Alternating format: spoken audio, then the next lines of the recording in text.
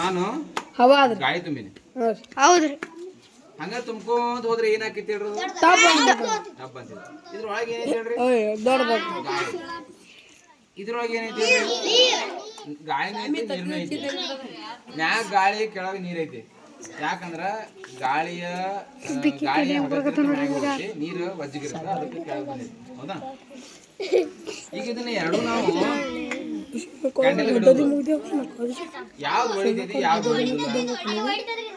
ಅದ ನೋಡೋಣ ಪ್ರಯೋಗ ಮಾಡಿ ಯಾರು ಹೊಡಿತೀರಿ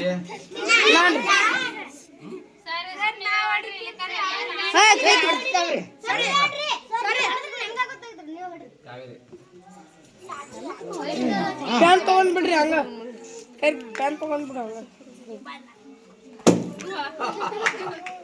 ಏನಾಯ್ತ ವಿಡಿಯೋ ಮಾಡಿದೆ ಟಬ್ ಅಂತದ ಹೌದಾ ಈಗ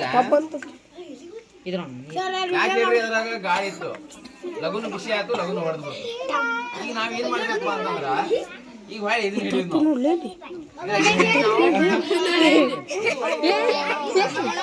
ಎಲ್ಲ ನೀರು ವರ್ಷಿನಾಗ ಎಲ್ಲ ನೀರು ವರ್ಷಿನಿ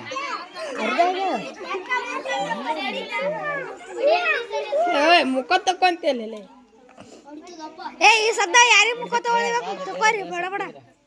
ಸರ್ ಕರಿ ಸರಿ